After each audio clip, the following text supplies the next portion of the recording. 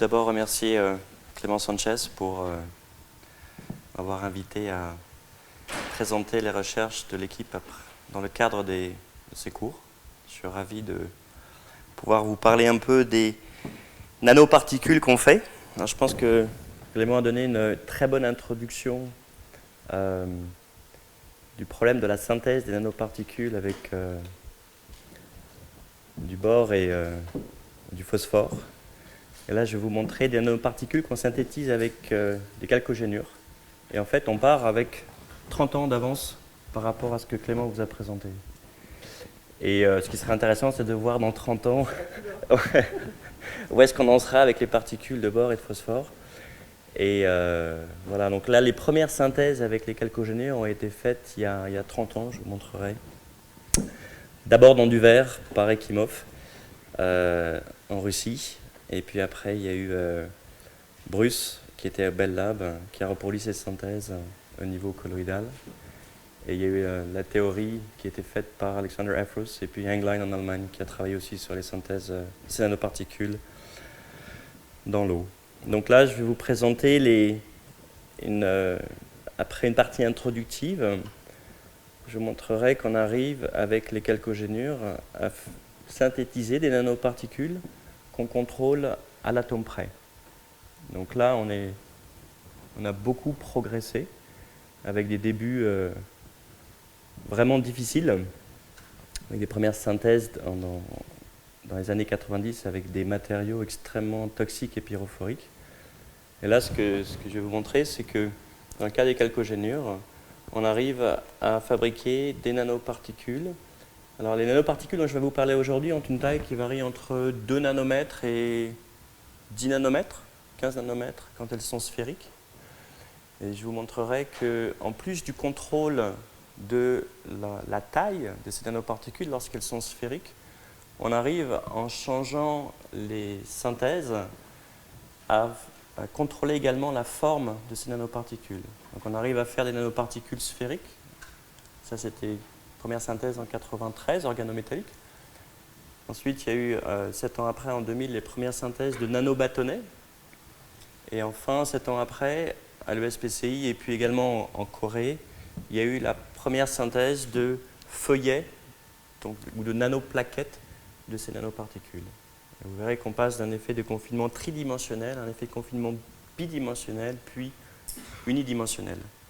Et dans le cas des feuillets qui sont des puits quantiques colloïdaux, vous verrez qu'on arrive à contrôler leur épaisseur à la monocouche atomique près, ce qui leur donne des propriétés de fluorescence tout à fait uniques. Et je terminerai l'exposé par en vous présentant une partie des recherches que l'on fait au laboratoire dans l'utilisation des boîtes quantiques colloïdales comme marqueurs pour l'imagerie biomédicale. D'accord ? Alors, les nanoparticules, les chalcogénures ont l'énorme avantage, à mon avis, c'est essentiellement esthétique par rapport aux particules de bore. Alors, celles de phosphore ont cette propriété, mais ce sont des nanoparticules qui sont fluorescentes. Alors, je vous ai rapporté 4 échantillons de ces nanoparticules qu'on a fabriqués au laboratoire. Ce sont des particules de séléniure de cadmium. La seule différence dans ces 4 échantillons-là, c'est la taille des nanoparticules. Et vous allez voir qu'elles sont fluorescentes. Donc là, j'ai un laser qui est émis dans le bleu, donc avec une énergie importante, qui peut être absorbée par ces nanoparticules qui sont semi-conductrices. Le laser est absorbé, les nanoparticules, on crée une paire électron-trou à l'intérieur, donc on arrache un électron à un atome qui laisse derrière lui un trou, une déficience d'électrons, et lorsque cette paire électron-trou se recombine, elle émet un photon à une énergie qui est différente de celle utilisée pour l'exciter. Et une des particularités de ces nanomatériaux, ce qui a fait l'énorme engouement pour leur fabrication dans les années 90, si vous reprenez les Nature et les Science de l'époque, il y a une révolution dans l'imagerie biomédicale qui a été prédite il y a 20 ans, qu'on attend toujours, mais il y a eu vraiment un énorme engouement. Alors regardez, donc ici, j'excite dans le bleu on a des nanoparticules petites qui émettent dans le vert, un peu plus grandes qui émettent dans le jaune, un peu plus grandes qui émettent dans le orange, et encore plus grandes qui émettent dans le rouge. D'accord ? La seule différence entre ces 4 échantillons, c'est la taille. Alors, pour vous convaincre qu'elles sont effectivement fluorescentes. Ici, j'ai le laser que j'utilise qui émet dans le rouge, donc une énergie beaucoup plus faible. Et vous voyez que cette énergie-là n'est pas absorbée ni par le vert, ni par le jaune, ni par l'orange, et un tout petit peu par le rouge qui fluoresce. Okay, et si je prends un laser intermédiaire, donc j'ai demandé à Clément son laser, alors le vert, lui, est absorbé par un tout petit peu par les nanoparticules de petite taille.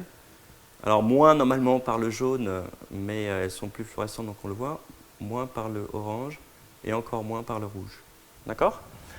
Donc là, ce que vous voyez devant vous, c'est une manifestation macroscopique d'un effet de confinement quantique. Donc pour ceux qui ont du mal à se convaincre que la mécanique quantique est quelque chose de réel, vous en avez une manifestation ici. Donc encore une fois, avec le laser bleu, on a une très très bonne absorption de ces nanoparticules, quelle que soit leur taille. Et vous voyez qu'on a un arc-en-ciel. Voilà, donc ça c'était la petite expérience. Maintenant on va rentrer un peu plus dans les détails.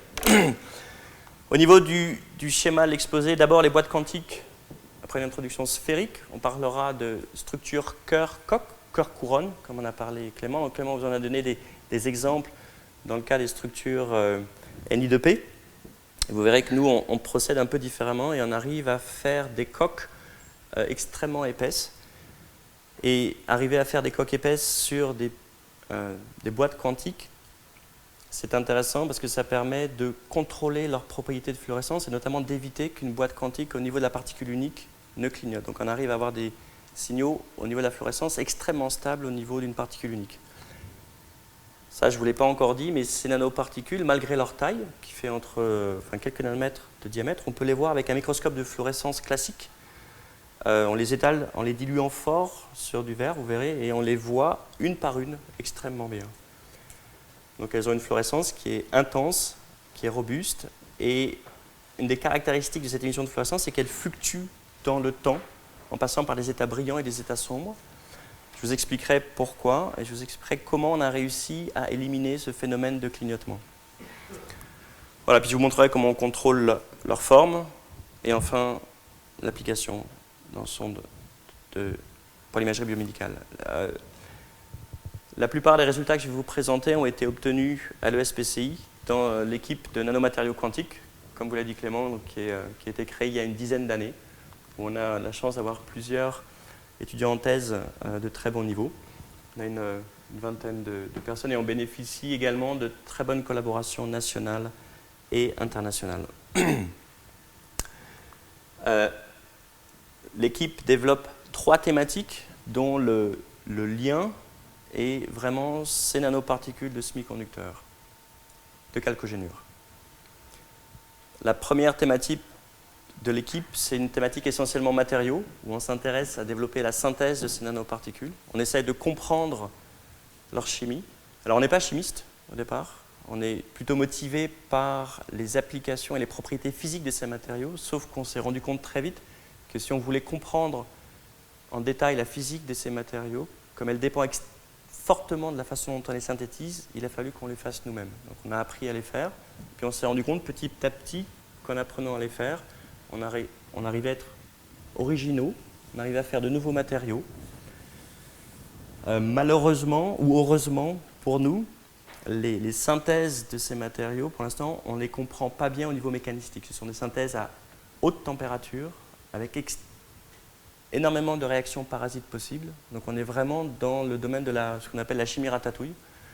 Donc on ne contrôle pas vraiment ce qu'on fait de manière précise. Par contre, petit à petit, avec l'expérience qu'on arrive à acquérir, on arrive à faire des matériaux extrêmement bien contrôlés dans leur forme, leur composition et leurs propriétés. Alors, au niveau de la synthèse, dans l'équipe, on a développé des structures cœur-coquille avec un travail que je vous montrerai sur essayer de comprendre l'influence de la croissance d'une coque sur un cœur de semi-conducteur et comment arriver à faire des coques épaisses. On s'est également intéressé au contrôle de la forme, comme je vous le disais en introduction, avec la première synthèse de nanoplaquettes de semi-conducteurs avec un confinement de l'exciton dans une seule direction, ce qui vous donne une largeur à mi-hauteur, une pureté spectrale qui est inégalée. Et on s'est intéressé à changer la composition des nanomatériaux pour s'affranchir de la présence de cadmium. Ça, c'est un travail qu'a initié et continue à développer Thomas Pons dans l'équipe pour la synthèse de nanomatériaux sans métaux lourds pour l'imagerie biomédicale. Donc on s'intéresse à comprendre la chimie et on s'intéresse également à comprendre la physique de ces matériaux, sachant que les deux sont très liés et en étudiant la physique de ces nanoparticules, comme elles sont fluorescentes, on utilise beaucoup d'optique. En étudiant leur physique, on arrive à savoir ce qui est important au niveau chimique de faire. Et grâce au progrès qu'on fait en chimie, on en profite pour mieux comprendre une physique nouvelle qui est entre la physique des matériaux massifs et la physique moléculaire ou atomique. Plusieurs centaines ou plusieurs milliers d'atomes entre eux ont des propriétés qu'on ne retrouve ni dans le massif, ni dans la particule unique, enfin dans l'atome unique. Au niveau des applications, les premières applications qui ont été développées, c'est les applications d'imagerie biomédicale. Donc je vous en parlerai en dernière partie, avec également des applications en nanobiotechnologie. Là, on utilise la lumière de ces nanoparticules pour imager jusqu'à la molécule unique dans des cellules. Et récemment, il y a des diodes électroluminescentes, enfin récemment, non, mais depuis une dizaine d'années, il y a des diodes électroluminescentes qui sont faites avec ces nanoparticules et également des cellules photovoltaïques. Et je vous montrerai aujourd'hui, il y a une page dans Nature qui fait de la publicité, enfin qui montre que une boîte américaine, QDivision, a passé un accord avec Sony pour développer des écrans de télé à base de nanoparticules de semi-conducteurs. Donc 30 ans après, on commence à voir les applications extrêmement grand public qui sortent à partir de ces nanoparticules. Et je pense qu'il ne faudra pas 30 ans pour voir les applications de nanoparticules à base de phosphore, bore ou autre chose. Alors c'est vrai que les nanos font peur à beaucoup de gens pour des raisons variées, mais ce qu'il faut savoir, c'est qu'au niveau physique et chimique, il y a des propriétés qu'on ne retrouve nulle part ailleurs et qui permettent d'avoir des applications complètement nouvelles. Enfin, donc nous on développe également donc, ces applications en laboratoire. Et au niveau de l'imagerie, l'idée c'était de pouvoir imager ces nanoparticules dans des cellules vivantes. Et donc il y a une partie de l'équipe qui développe des techniques de microscopie de fluorescence. Là, c'est essentiellement Alexandra Fragola et Vincent Lauriette pour dépasser la limite de résolution et développer également des microscopes confocaux ultra rapides. Voilà, donc on est parfaitement équipé depuis la synthèse des nanomatériaux jusqu'à leur caractérisation, la fabrication de composants avec ces nanoparticules et leur visualisation. Alors de quoi parle-t-on? De nanoparticules de semi-conducteurs. Clément en a déjà beaucoup parlé. Alors, les synthèses qu'on utilise sont des synthèses en solution, en solvant organique, avec des températures qui varient entre la température ambiante et 350 degrés. Une des particularités de nos synthèses, c'est qu'on se retrouve à la fin de la synthèse avec des nanoparticules parfaitement cristallines, quand ça marche bien. Là, c'est une image de microscopie électronique haute résolution. Vous voyez, il y a 60 angstroms ici, d'un nanocristal. Donc, on a le cœur du nanocristal qui est cristallin et on a quelque chose qui est très important, ce sont les ligands, les molécules organiques qui sont accrochées à la surface du nanocristal et qui ont plusieurs fonctions, dont les deux principales sont probablement d'éviter l'agrégation des nanoparticules en solution et puis de passiver les états électroniques des atomes qui sont en surface. Alors pour beaucoup d'applications, on a besoin de ces ligands et pour d'autres, on veut les enlever pour que les particules puissent se parler entre elles, que les charges notamment puissent passer d'une nanoparticule à l'autre. Leur particularité, eh bien, comme vous l'avez vu, ce sont des nanoparticules qui ont des propriétés optiques qui dépendent directement de leur taille. Elles ont une fluorescence qui est extrêmement robuste. On peut voir un dot unique pendant plusieurs heures, dans le meilleur des cas, en excitation continue. On peut faire les structures cœur-coquille. Alors là, donc Clément vous en a un peu parlé. Au niveau des nanoparticules actives en optique, la coque permet de... Non, c'est pas du tout, ça ne me dérange pas. permet de passiver. En fait, la coque permet de faire ce qu'on appelle en anglais le wave function engineering. Ça permet de placer l'électron ou le trou dans le cœur, de le garder dans le cœur, ou d'avoir une charge dans la coque, une charge dans le cœur, ou l'inverse.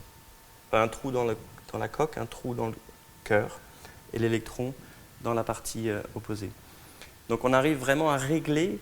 La structure cœur-coque permet d'améliorer les propriétés de fluorescence d'une nanoparticule et permet également de régler ses propriétés de fluorescence à la fois au niveau de la longueur d'onde et au niveau du temps de vie de fluorescence. Et enfin, comme je vous l'ai dit dans l'introduction, on peut contrôler la forme de ces nanoparticules. On passera un peu de temps sur les plaquettes. Voilà des spectres d'absorption de nanoparticules de tailles différentes en fonction de l'énergie, donc 7 tailles différentes. Et vous voyez ici, c'est une photo qu'on peut retrouver sur le net, que j'ai prise il y a une dizaine d'années aux États-Unis, pendant mon postdoc, où on a 7 échantillons de tailles différentes placés sur une lampe UV, avec une émission qui dépend directement de la taille des nanoparticules. Donc, ce qui se passe avec les mains, c'est quand il y a un photon qui est absorbé dans une nanoparticule, donc il y a une énergie suffisamment au-dessus de la bande interdite du semi-conducteur, vous créez une paire électron-trou. La fonction d'onde associée à l'électron ou au trou a un rayon de bord. Elle a envie d'occuper un certain espace.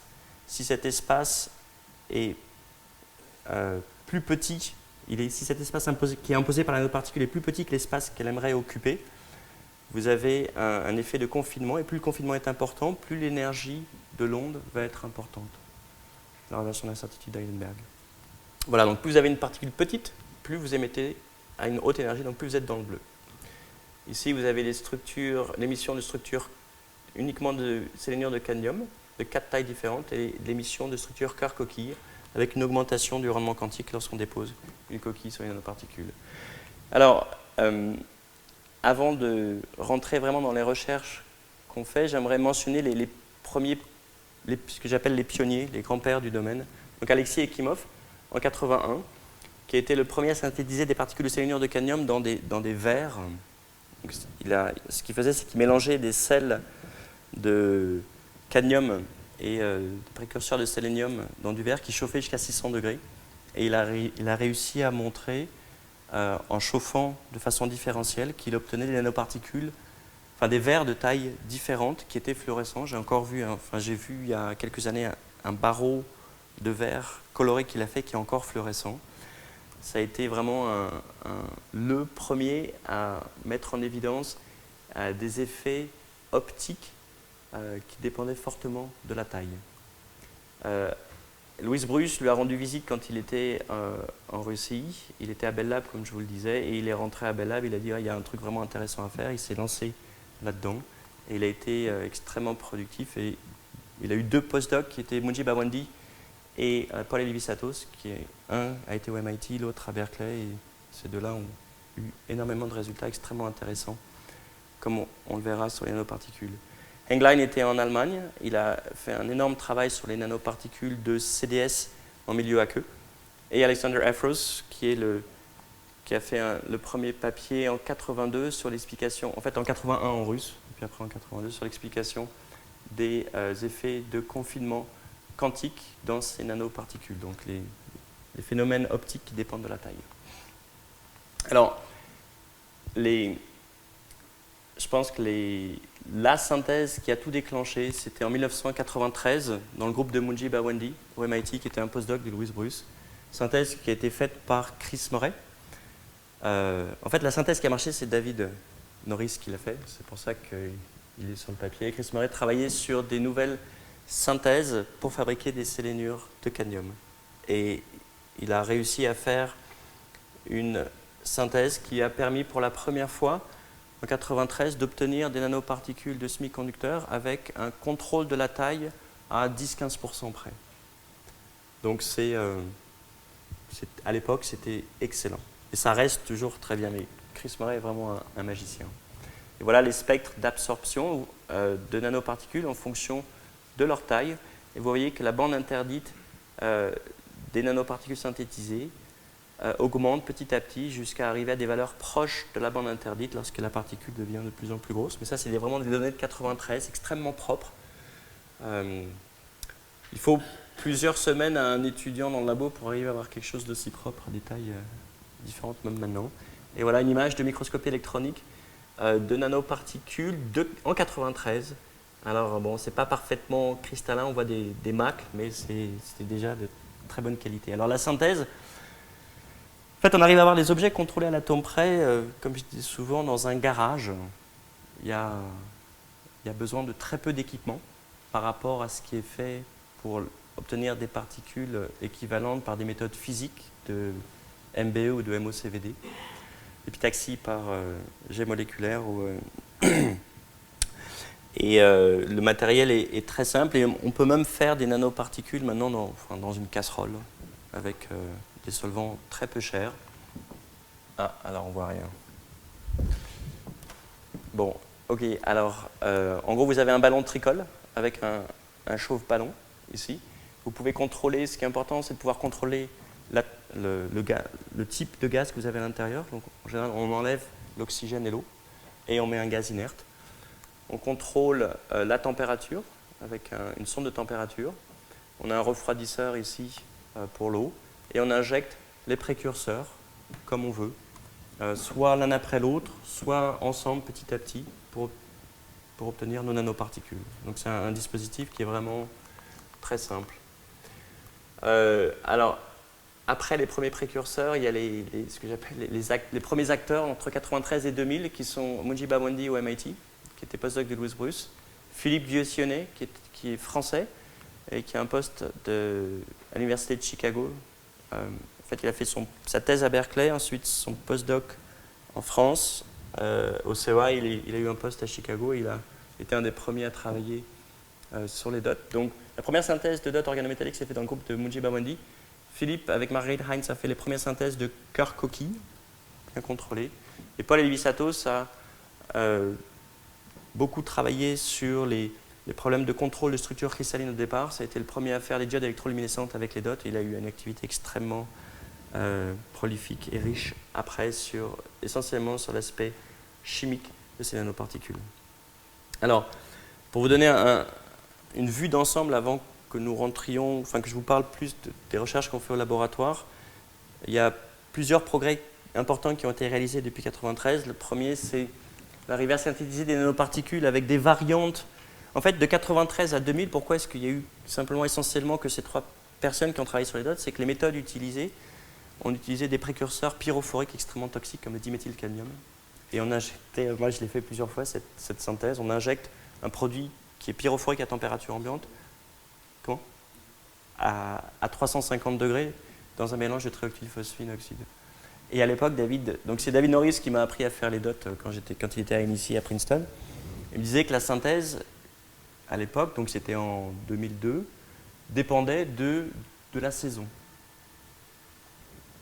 Et en fait, pourquoi? C'est que la synthèse dépend énormément des impuretés qu'il y a dans l'oxyde de triactylphosphine, l'acide phosphonique et l'acide phosphinique, ce qu'on a compris plus tard, dont les concentrations varient en fonction des saisons.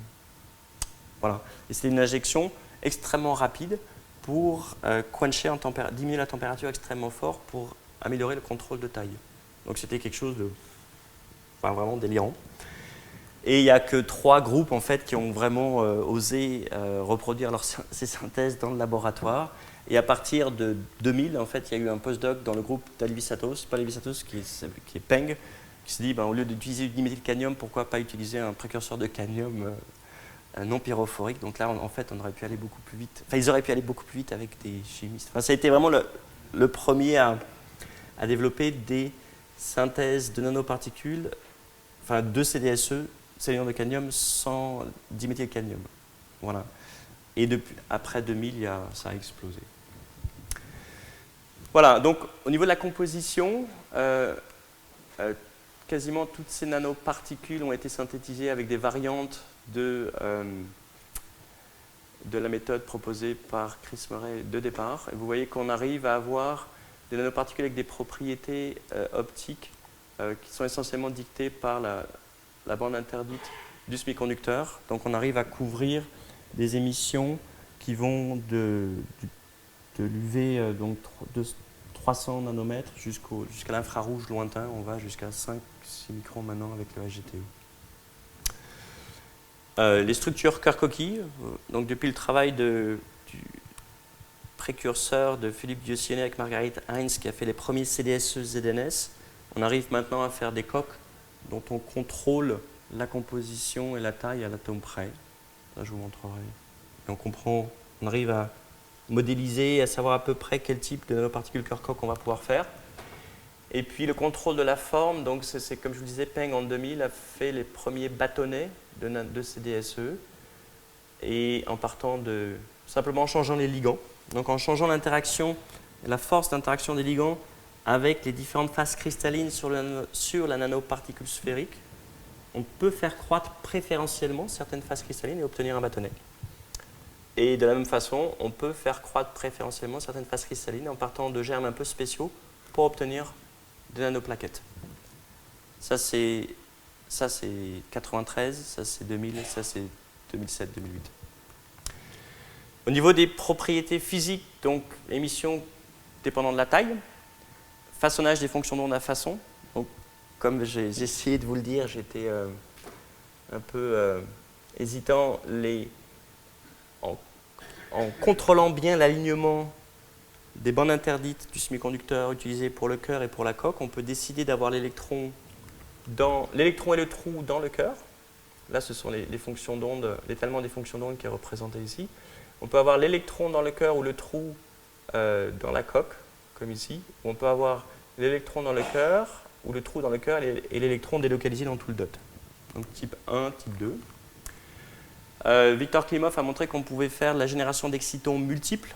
Donc ça, c'est potentiellement très intéressant. L'idée, c'est qu'un photon de haute énergie, au moins 2 fois la bande interdite d'un semi-conducteur donné, peut être absorbé et créer 2 paires électrons-trous. Donc ça a des implications importantes pour les cellules photovoltaïques, puisque l'énergie absorbée dans l'UV, au lieu d'être relaxée par effet thermique, au lieu que les porteurs de charge relaxent en perdant leur énergie par chaleur jusqu'au bord de bande, on peut créer plusieurs porteurs de charge qui relaxent au bord de bande sans perte d'énergie. Et enfin, on arrive à réduire énormément la recombinaison de paires électrons-trous avec des charges en réduisant l'effet Auger, et ce qui permet d'avoir des nanoparticules au niveau unique qui ont une émission parfaitement stable. Donc ici, vous avez l'intensité de fluorescence d'une nanoparticule de ce type-là, unique au microscope, et vous voyez que son intensité passe par des états brillants et des états sombres. On verra que quand elle est dans un état sombre, elle est chargée, et quand elle est dans un état brillant, elle est neutre. Et on arrive maintenant à avoir des nanoparticules qui émettent même quand elles sont dans l'état chargé. Donc la recombinaison quand la particule est dans un état chargé s'appelle la recombinaison Auger. Au niveau des applications, les dots sont utilisés pour faire les diodes électroluminescentes. Ça, c'est une diode réalisée au laboratoire par Zhuangchen. Donc l'idée, c'est de déposer des dots, d'injecter des charges plus et des charges moins qui se recombinent et qui émettent de la lumière. Ils sont également utilisés comme cellules photovoltaïques. Là, c'est l'idée inverse. Un photon crée une paire électrons-trous qui sont récupérés, séparés et récupérés pour créer un courant. Photodétecteur et comme marqueur fluorescent.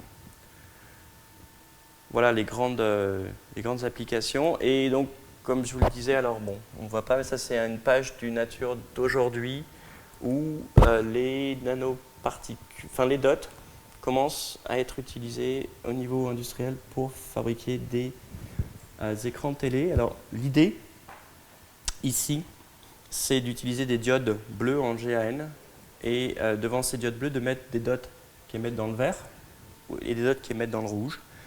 Et l'avantage d'utiliser des dots, c'est qu'on a une pureté dans l'émission au niveau de la couleur qui permet d'avoir un rendu bien meilleur. Alors c'est vrai avec les dots, et vous verrez qu'en fait avec les plaquettes, c'est encore meilleur. Voilà, alors maintenant on va passer plus dans l'aspect recherche. Je vais passer un peu de temps avec vous pour discuter des structures cœur-coquille. Alors, dans une particule sphérique, mais on verra qu'on peut le faire aussi dans le cas des nanoplaquettes de semi-conducteurs. On a un intérêt à fabriquer des coques dessus pour plusieurs raisons. La première, c'est qu'on a un meilleur rendement quantique. On verra qu'on arrive à des dots avec un rendement quantique de 100% à basse température, mais enfin on est quasiment à la particule idéale. On améliore la photostabilité, c'est-à-dire la dégradation d'un nanoparticule est fortement diminuée. Ils sont beaucoup plus stables. On arrive à faire un façonnage de la fonction d'onde à façon, ce qui permet d'accéder à des longueurs d'onde dans l'infrarouge ou à avoir des particules avec des temps de fluorescence plus longs. Et ça permet également de diminuer le clignotement des nanoparticules. La difficulté, c'est que les coques épaisses, les coques sont difficiles à faire. Et la raison, c'est que si on veut faire une coque épitaxiée sur un cœur donné, en fait, on fait pousser un cristal d'un matériau B sur un cœur d'un matériau A. Et en général, la distance entre les atomes du cristal A et B sont différentes. Il y a une différence de paramètre de maille qui fait que si on veut une croissance épitaxiée, il va y avoir une pression importante qui va se créer sur le cœur et dans la coque et qui va empêcher la formation d'une coque épitaxiée sans défaut. Et le problème, c'est que si on a une coque avec des défauts, on a une baisse du rendement quantique et des propriétés de fluorescence fortement diminuées. L'autre difficulté qu'on a, c'est qu'à haute température, les cations, en général, mais également les anions peuvent diffuser, ce qui fait qu'on n'a pas une coque de composition bien contrôlée. Idéalement, ce qu'on aimerait, c'est avoir vraiment une structure cœur-coquille parfaitement contrôlée. Alors, quand on fait croître un matériau B sur un matériau A avec des distances d'atomes différentes, on crée des pressions extrêmement fortes qui ont été utilisées dans le cas des dots qu'on fait croître par MB ou MOCVD pour faire des dots par la méthode Stransky-Krastanov avec une relaxation de la pression latérale qui permet de former des îlots et donc des dots. Alors, donc c'est ça, l'effet de la pression sur les dots que l'on fait croître sur des substrats était un phénomène qui était bien connu et bien modélisé.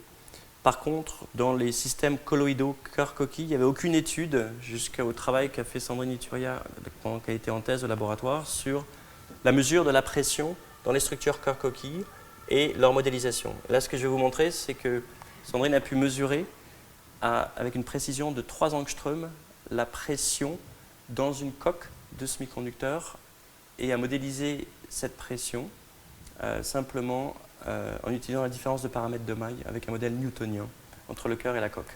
Donc, ce qu'elle a fait, c'est qu'elle est partie de particules de sulfure de cadmium et on a des méthodes pour faire croître les coques monocouche par monocouche en contrôlant la concentration de cations et d'anions qu'on met en solution et la température évidemment.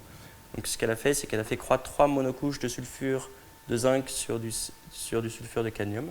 Ensuite, elle a mis des atomes de manganèse en faible quantité. Alors le manganèse est phosphorescent et le maximum d'émission du manganèse varie linéairement avec la pression. Et ensuite, ce qu'elle a fait, c'est qu'elle a continué à compléter la coque de sulfure de zinc et elle a fait 7 monocouches. Et ensuite, elle a mesuré la phosphorescence du manganèse et elle s'est aperçue que la phosphorescence du manganèse changeait lorsqu'elle continuait à faire croître les monocouches de sulfure de zinc. Et ensuite, elle a reproduit cette expérience, elle a varié la position du manganèse, comme elle peut la contrôler à une interface de sulfure de zinc près. Elle a réussi à contrôler la position du manganèse à 3 angstroms près, et simplement en regardant la variation du maximum d'émission du manganèse, elle a pu mesurer la pression avec un fluoromètre de paillasse dans une structure cœur-coquille. Donc c'est une manip que je trouve très élégante. Voilà les résultats. Donc ici, vous avez le maximum d'émission, enfin, le spectre d'émission du manganèse, lorsque le manganèse est à l'interface cœur-coquille, et puis petit à petit, lorsqu'il se déplace vers l'extérieur du nanocristal. Et ici, vous avez le spectre d'émission du cœur. Et donc ce décalage très régulier traduit la différence de pression que le manganèse sent au fur et à mesure qu'on pénètre vers le cœur. Et cette différence de pression est due uniquement à la différence de paramètres de maille entre le cœur et la coque. Et la pression, donc elle a fait ses manips de manière très propre en plaçant le manganèse à différents endroits dans la coque et en faisant croître différentes épaisseurs. Voilà ce qu'elle obtient au niveau expérimental. On a fait un modèle avec l'aide de Philippe Guyot-Sillonnet, qui est venu 3 années de suite au laboratoire, qui est un modèle newtonien sans paramètres ajustables, qui permet de reproduire très bien les points expérimentaux qu'on obtient. Et en superposant les données théoriques et expérimentales, ce qu'on observe, c'est qu'avec une différence de paramètres de maille de 7% entre le cœur et la coque, le cœur sent une pression de 4 gigapascales lorsqu'il y a 7 monocouches de ZNS qu'on fait croître. 4 gigapascales, c'est 400 km d'eau. D'accord? Donc simplement 7% de différence de paramètres de maille entre le cœur et la coque induit une pression gigantesque. Sachant qu'à 6-7 gigapascales, le cœur change de structure cristalline. Voilà, et ce qui explique pourquoi, en fait, on a beaucoup de difficultés à faire croître des cœurs coquilles, des cœurs coques, ou cœurs couronnes, avec d'autres matériaux qui ont une différence de paramètres de maille plus importante. Voilà. L'avantage de ce modèle, c'est que ça nous a permis de savoir quel type de structure cœur-coquille on pouvait faire croître. Et on s'est rabattu sur des structures cœur-coquille avec une faible différence de paramètres de maille. On a fait des CDSE, ça c'est Benoît Malheur pendant sa thèse, qui a fait des CDSE-CDS avec une coque épaisse. Et en faisant les CDSE-CDS à coque épaisse, et en les regardant au niveau unique sous microscope, donc l'idée c'est qu'il étale ces nanoparticules de manière très diluée sur une lamelle de verre. Chaque point ici, c'est une particule unique. C'est un film enregistré à la fréquence vidéo, 30 images secondes. Et les dots classiques, donc faits en 96, CDSE-ZNS, présentent une émission fortement fluctuante au niveau de la particule unique. C'est une émission qui a été observée jusqu'en 2008 sur tous les dots qui avaient été synthétisés, quelle que soit leur forme, quelle que soit leur composition, quelle que soit leur taille, même pour les structures cœur-coquille, et qui avait été observée également sur les fluorophores organiques, sur les centres de diamants, sur les nanotubes de carbone, enfin c'était universel, avec une statistique en forme de loi de Lévy, donc statistique très bizarre, dont une des conséquences, c'est que la durée des temps sombres est du même ordre de grandeur pour un dot unique que le temps d'observation. Donc en gros, le dot peut disparaître pendant aussi longtemps qu'il veut, puis réapparaître de temps en temps. Voilà. Et les nanocristaux à coque épaisse que Benoît a synthétisés, là, il y a également, c'est un film à la même fréquence, donc 30 images secondes. Vous voyez qu'il y a des nanoparticules dont l'intensité de fluorescence clignote, fluctue légèrement, mais ne passe plus jamais vers un état noir. Et donc pour la première fois, là, c'était en 2008, c'était en Nature Materials, on a montré qu'on pouvait obtenir des nanoparticules avec une intensité de fluorescence qui ne fluctuait plus au niveau de la particule unique dans le temps. Qui ne passait plus dans les états noirs, mais qui fluctuait encore dans le temps. Et maintenant, on arrive à avoir des particules qui ne fluctuent plus du tout. Alors, voilà la trace d'un dot unique en fonction du temps, intensité en fonction du temps. Ça, c'est un travail en 1996 dans le groupe de Mujiba Wendy par Manoush Nirmal, qui a observé pour la première fois le phénomène de clignotement dans une nanoparticule unique. Vous voyez que l'intensité de fluorescence d'une nanoparticule unique passe par des états sombres. Alors, qu'est-ce qui se passe ? Dans un état brillant, la nanoparticule est neutre. Chaque fois qu'on crée une paire électron-trou, elle se recombine et émet un photon. Lorsqu'on crée deux paires électrons-trous, il y a une probabilité non nulle pour qu'une paire électron-trou se recombine, donne son énergie à un électron ou au trou qui a suffisamment d'énergie pour sortir de la nanoparticule, être piégé à la surface. On se retrouve avec un dot chargé. Et à chaque fois qu'on crée un nouvel exciton, la charge capte de manière non radiative, l'exciton se recombine de manière non radiative et donne son énergie à la charge qui la dissipe par effet thermique. Ensuite, ce qui est possible, c'est que la charge puisse être rééjectée à ce niveau-là. Quand la charge est rééjectée, on se retrouve avec un nanocristal neutre qui peut recommencer à émettre. Et on s'est rendu compte qu'avec nos nanoparticules à coque épaisse, on arrivait à avoir des nanocristaux qui ne passaient plus par un état complètement sombre. Alors, il y a eu plusieurs travaux qui ont quasiment simultanés, qui ont montré qu'on pouvait obtenir des traces beaucoup plus stables qu'avec des structures cœur-coque habituelles. Le premier travail a été reporté dans Nature en 2009 par le groupe de Todd Krause, qui a montré qu'avec un gradient de composition entre le cœur et la coque, on pouvait avoir une trace parfaitement stable avec un rendement quantique de 50%. Et notre équipe a montré qu'on pouvait avoir, dans le cas des dots avec une coque épaisse, non plus un état noir, mais un état sombre avec un rendement quantique de 30% et un état brillant de 100% avec un dot qui fluctue entre un état neutre et un état brillant. Donc ça, c'est ce qu'on a compris en collaboration avec Jean-Pierre Hermy en faisant la spectroscopie de nanoparticules uniques. Alors, au niveau de la chimie, ces dots à coque épaisse se font d'abord par une synthèse de cœurs de séléniure de cadmium. On les synthétise par des méthodes un peu différentes de la méthode de 93, mais pas tant que ça. Toujours en solution, par injection de précurseurs de cadmium et de sélénium. On lave nos nanoparticules en les précipitant, en les suspendant dans un solvant, et ensuite on fait croître la coque par injection successive de précurseurs de cadmium et de soufre. Vous voyez qu'on arrive à avoir des nanoparticules avec une taille bien contrôlée. Donc c'est bien contrôlé, mais ce n'est pas encore à l'atome près. Ça, il faudra qu'on passe à d'autres formes de nanoparticules, avec une très bonne cristallinité. Ce qu'on observe au niveau spectroscopique pour ces nanoparticules, c'est que leur spectre d'absorption change beaucoup au fur et à mesure que la coque devient de plus en plus épaisse. Ça, c'est dû au fait qu'on dépose un semi-conducteur dans la coque qui absorbe de plus en plus. Et la bande interdite du semi-conducteur de la coque est à 510 nanomètres. Donc on voit qu'on a une absorption dans la coque de plus en plus importante et un décalage dans le rouge qui est dû à une séparation de charge de l'électron de plus en plus dans la coque. Donc le trou est confiné dans le cœur, on est dans un quasi-type 2, et l'électron, lui, peut être délocalisé dans la coque. Donc on a une augmentation du temps de vie de fluorescence et un décalage dans le rouge au fur et à mesure qu'on dépose une coque épaisse. Au niveau des traces d'une nanoparticule unique, on a recaractérisé la fluorescence en fonction du temps de dots uniques en fonction de l'épaisseur de la coque. Ça, ce sont les traits noirs. En rouge, c'est le bruit. Donc le même signal mais sans nanoparticules à côté du dot. Et donc ce qu'on observe, c'est que plus la coque est épaisse, plus la fluorescence du nanocristal est stable et nettement au-dessus du bruit. Et en une minute, on n'a aucun nano... Enfin, allez, maintenant on a 81% de nos nanocristaux qui passent une seule fois dans un état vraiment sombre.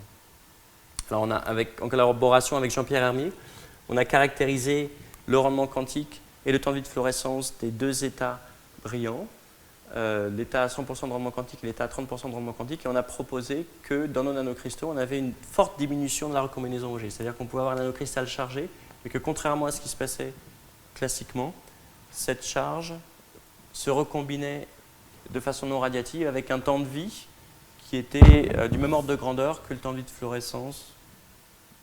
Et donc, notre dot, même quand il était chargé, continuait à émettre, avec un rendement quantique plus faible, mais continuait à émettre quand même. Clémentine Javot, qui a soutenu sa thèse récemment, toujours en collaboration avec Jean-Pierre Hermy, a montré que pour ces dots à coque épaisse, donc ça c'est un papier qui va sortir bientôt dans Nature Nanotechnologie. En fait, ce qu'elle a montré, c'est que à température ambiante, le dot émet oscille entre un état neutre et un état chargé. À l'air, sous vide, le dot est piégé dans un état quasiment complètement chargé, avec un rendement quantique faible, qui correspond à l'état sombre quand le dot est à l'air. Et quand on descend à 30 Kelvin, donc à basse température, on observe une augmentation du rendement quantique de fluorescence avec des dots qui ont une émission parfaitement stable, qui sont chargés de façon permanente, avec un rendement quantique de 100%. Donc là, l'objet de ce papier, en fait, c'est qu'on arrive pour la première fois à faire des dots parfaits, donc avec 100% de rendement quantique, une émission parfaitement stable. Par contre, on est à 30 Kelvin. Donc on est à basse température, et l'idée, c'est... on a compris pourquoi on y arrivait, et l'idée, c'est d'arriver maintenant à faire des structures cœur-coquille qui permettent de faire la même chose, mais à température ambiante. Et dans ce cas-là, on aura des dots avec 100% de rendement quantique à température ambiante, ce qui est intéressant. Alors, Clémentine a fait un très joli travail de spectroscopie où elle a observé un dot unique et elle a suivi ce dot unique en température de 300 Kelvin à 30 Kelvin. Elle a regardé l'évolution du temps de vie de fluorescence de cette nanoparticule et le temps de vie de fluorescence diminue alors que l'intensité de fluorescence du dot augmente. Et ça, c'est très contre-intuitif.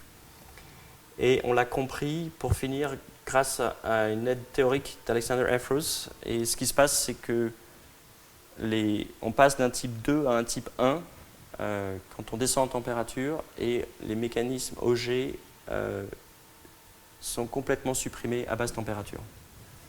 C'est pour ça qu'on arrive à des rendements quantiques aussi bons.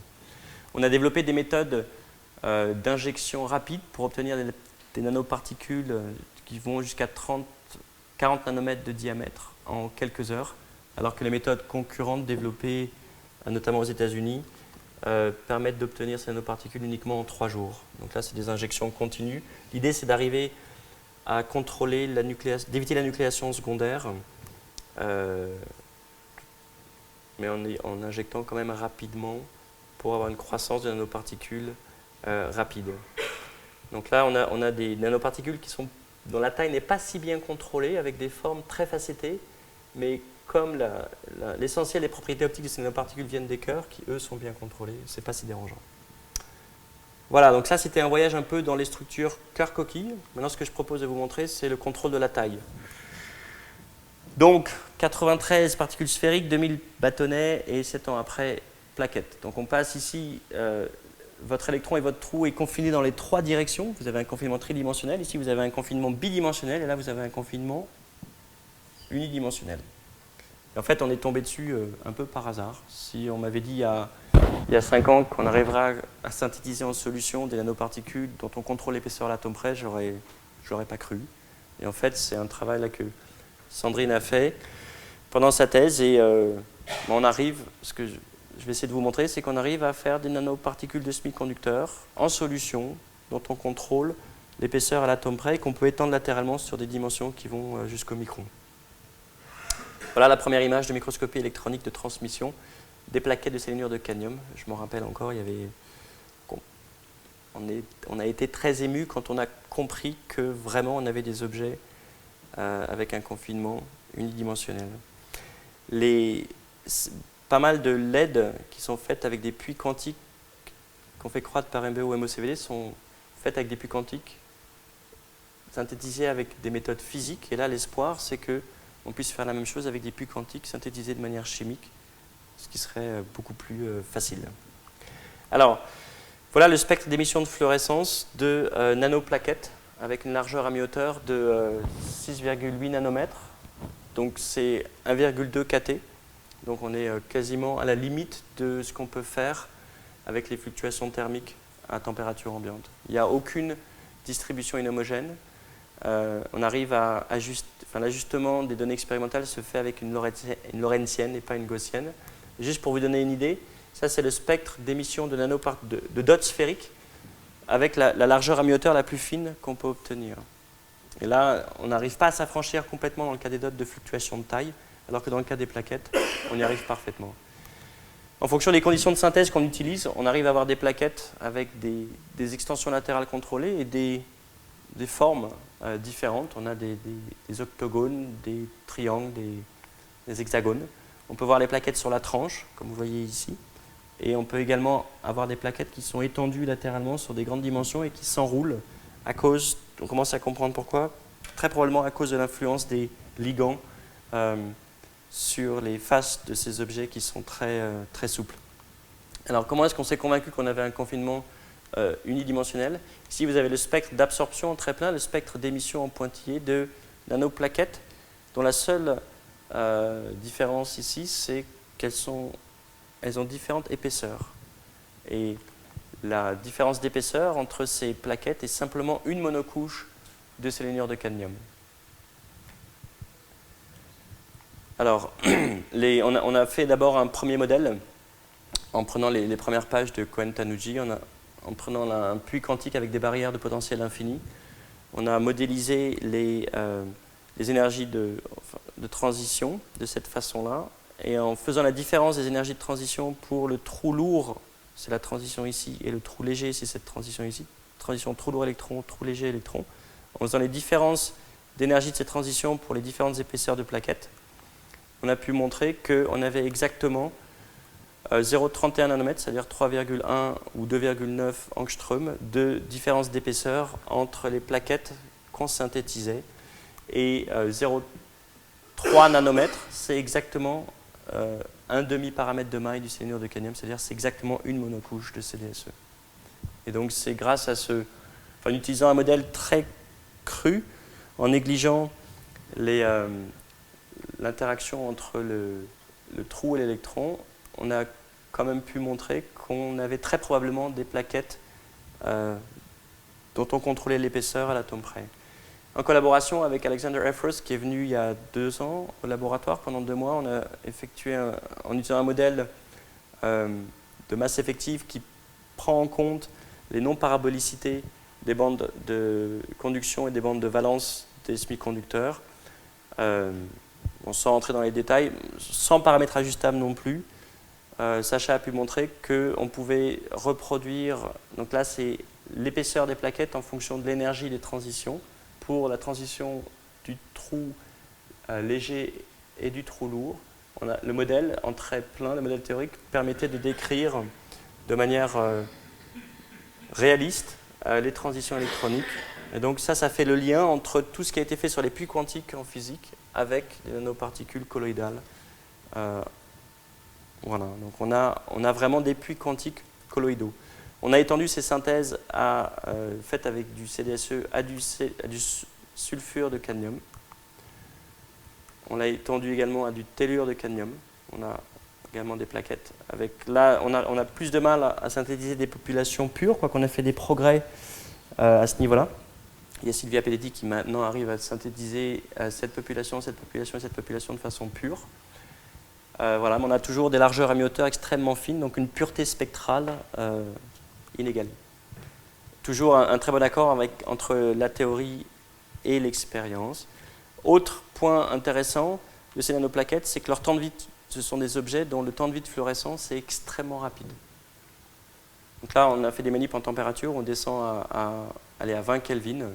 Et à 20 Kelvin, on a des temps de vie de fluorescence de 300 picosecondes, ce qui fait que ce sont les fluorophores les plus rapides, les fluorophores colloïdaux les plus rapides qui ont été décrits jusque maintenant. Donc très rapide, ça veut dire qu'on peut les pomper très fort, et parce que quand ils absorbent un photon, ils peuvent le réémettre très rapidement. Et autre point intéressant, c'est que lorsqu'on descend en température, l'intensité de fluorescence de ces plaquettes augmente, et on a des plaquettes avec un rendement quantique très proche de 100% à basse température. Et ça, on n'a pas encore compris pourquoi le temps de vie de fluorescence diminuait alors que l'intensité de fluorescence augmentait. Sacha propose que c'est lié à des effets de force oscillateur géante à voir. Donc un mouvement cohérent de l'exciton dans toute la dimension de la plaquette. On a comparé les temps de vie de fluorescence des plaquettes au dot à température ambiante, donc des fluorophores qui sont beaucoup plus rapides.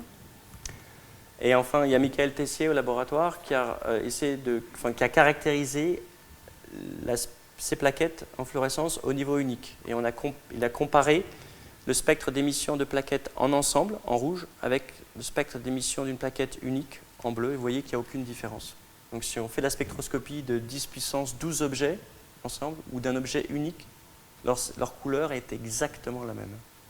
Et ça, c'est incroyable. Si vous prenez ces dots, vous les étalez sur une lame de microscope, vous voyez, par exemple, dans le cas du jaune, vous allez voir des dots rouges et des dots verts, avec une majorité de dots jaunes. Si vous faites la même chose avec des plaquettes, vous ne voyez que des plaquettes vertes ou que des plaquettes jaunes.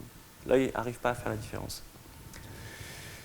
En fait, la motivation pour faire cette manip, c'était de savoir si les plaquettes au niveau unique étaient encore plus fines que les plaquettes en ensemble, et en fait, non. On est descendu en température, la largeur d'émission d'une plaquette diminue avec la température, elle se décale vers le bleu, comme on s'y attend. Et à basse température, donc à 20 Kelvin, le spectre d'émission d'une plaquette unique est limité en fait par la résolution de notre spectro. Donc on a probablement une très bonne cohérence des excitons à basse température dans ces objets. Lorsqu'on commence à les pomper plus fort, la largeur à mi-hauteur augmente probablement à cause des charges autour des nanoparticules. Les temps de vie de fluorescence des plaquettes à 300 Kelvin en ensemble et en unique sont également similaires. comme on avait une décroissance d'étendue de fluorescence fortement multi-exponentielle, on se demandait si ça venait du fait qu'on ait plusieurs populations de plaquettes dans la solution, avec des propriétés optiques, enfin des mécanismes de décroissance de fluorescence différents. En fait, non. Une plaquette unique a le même temps de vie de fluorescence, et à 20 Kelvin, c'est la même chose. Alors, il y a plusieurs équipes qui ont fait des plaquettes dans différents matériaux. Il y a PBS, donc Earthfeller en 2010, d'autres plaquettes de CDSE, CDS et CDTE par des équipes coréennes. Et ces matériaux sont fabriqués avec d'autres types de synthèse que nous. L'avantage des plaquettes en structure, enfin, qu'on a fabriquées, ce sont des plaquettes en structure cubique qu'on peut étendre latéralement de façon continue. D'autres plaquettes sont faites par assemblage lamellaire, c'est-à-dire qu'on a d'abord un assemblage de ligands en solution, et ensuite les germes, des tout petits germes viennent s'assembler pour former des lamelles qui forment des plaquettes à la fin. Et l'autre possibilité pour la formation des objets 2D, c'est un attachement orienté de nanocristaux qui ont à peu près la même taille. Ça a été décrit par l'équipe de Earthfeller en 2010. Alors, on a réussi à faire des plaquettes Kerr-Koch. Alors, encore une fois, c'est quelque chose qui était difficilement imaginable, étant donné les contraintes qui existent dues à la pression et la différence de paramètres de Mike, comme je vous l'ai montré, sur des structures sphériques. On espérait qu'il était possible de faire des structures Kerr-Koch sur les plaquettes, mais on ne savait pas si on y arriverait. Et en fait, Brice et Benoît ont montré que c'était possible. Alors rapidement, on a montré que sur les plaquettes, on arrivait à faire des échanges de ligands. Donc ces plaquettes ont des faces, leurs faces les plus importantes sont terminées uniquement par des atomes de cadmium. On a montré qu'on pouvait faire des échanges de ligands, qu'on pouvait suivre de manière spectroscopique. Donc ça, c'est un des gros avantages de ces objets, c'est qu'au niveau spectroscopique, on peut suivre la chimie, les différences de chimie de surface que l'on fait. On a montré qu'on pouvait faire une monocouche de CDS en faisant réagir successivement d'abord des atomes de soufre et ensuite des atomes de cadmium, là, un tristriméthylsilylsoufre, donc une molécule très proche d'une de celles que Clément vous a montré avec, on a du soufre au lieu du phosphore, et ça, cette molécule est extrêmement réactive à température ambiante. On arrive à faire une monocouche de soufre autour de notre plaquette, et ensuite en faisant réagir un acétate de cadmium ou un cadmium oléate, enfin un acide carboxylique complexé au cadmium, on arrive à former une deuxième monocouche de cadmium qui vient compléter la première épaisseur de la coque. Enfin, on a montré que par injection continue, on arrivait à faire des coques épaisses sur les plaquettes.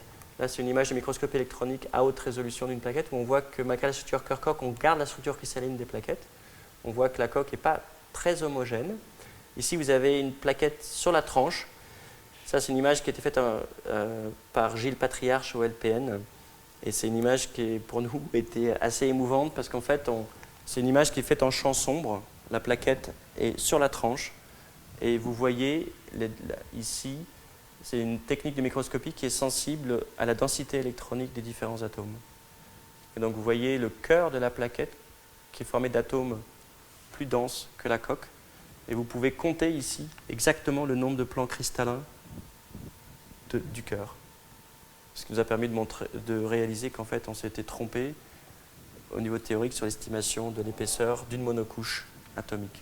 Mais là on arrive à voir parfaitement, à compter, en fait, bon, là on ne le voit pas bien, sur l'écran on le voit mieux, mais on arrive à compter parfaitement le nombre de plans cristallins du cœur. On arrive à mesurer les différences de position des atomes, donc évaluer les contraintes. Et ici vous avez une image en champ sombre de plaquettes posées ou sur la tranche. Voilà, avec ici lorsqu'on recuit ces plaquettes, on arrive à avoir une coque qui est extrêmement lisse, on arrive à lisser ces objets et on voit encore une fois là, on arrive à compter le nombre de plans cristallins du cœur. Ici, si on fait une coupe, on arrive à voir les différences de contraste qui sont liées aux différences de cadmium et de sélénium. Voilà, donc en conclusion, je vous ai montré qu'avec ces calcogénures, on arrivait à avoir, grâce à des synthèses de nanoparticules cœur-coquille, des propriétés de fluorescence extrêmement bonnes, notamment des rendements quantiques proches de 100%, à basse température. On espère pouvoir faire la même chose à haute température. On arrive à contrôler la forme pour avoir des plaquettes atomiquement plates, avec des temps de vie de fluorescence extrêmement rapides et une pureté spectrale inégalée.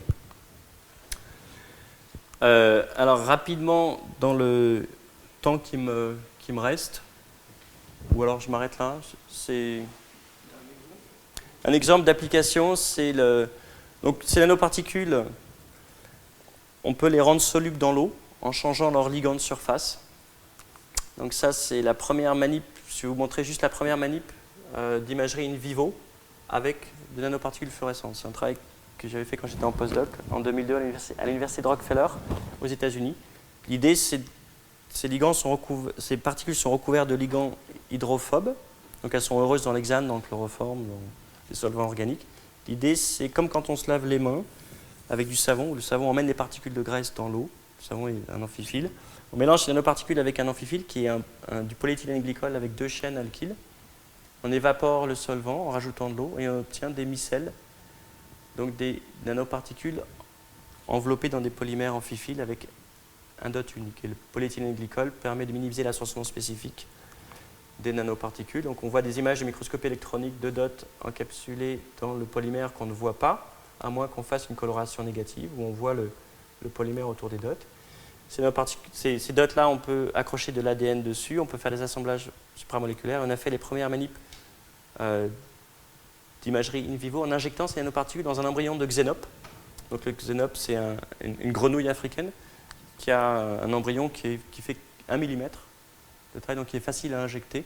Et on a injecté nos dots au stade de 8 cellules, et il faut quelques jours pour que l'embryon se développe au stade du tétard, et quelques semaines pour avoir un début de grenouille. Voilà des images d'embryons de xénope, des vues du dessus, de côté et du dessous, jusqu'au stade du tétard. Et nous, on a injecté nos dots au stade de 8 cellules, c'est-à-dire ici. Voilà les œufs de xénope à différents stades de développement. Voilà les premières images d'une cellule injectée avec des dots verts, une cellule qui s'est déjà divisée, et la moitié des dots a été transmise à la cellule fille. Et ensuite, chaque cellule passe à ses filles la moitié des dots.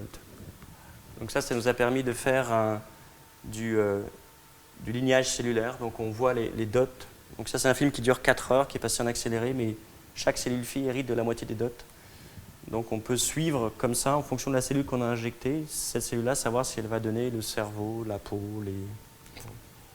Donc avec une très bonne résistance au photoblanchiment. Ça, c'est des images où on injecte une cellule avec des dots rouges, une cellule avec des dots jaunes et une cellule avec des dots verts. Une cellule n'est pas injectée. C'est des images qui ont été au musée de la photo à New York, parce que c'était à l'époque vraiment très impressionnant. Et en fonction de l'endroit de la cellule qu'on injecte, on peut suivre, obtenir des embryons avec un type de cellule ou de tissu marqué alors que le reste n'est pas marqué. Voilà. Je m'arrêterai là. Ça y est.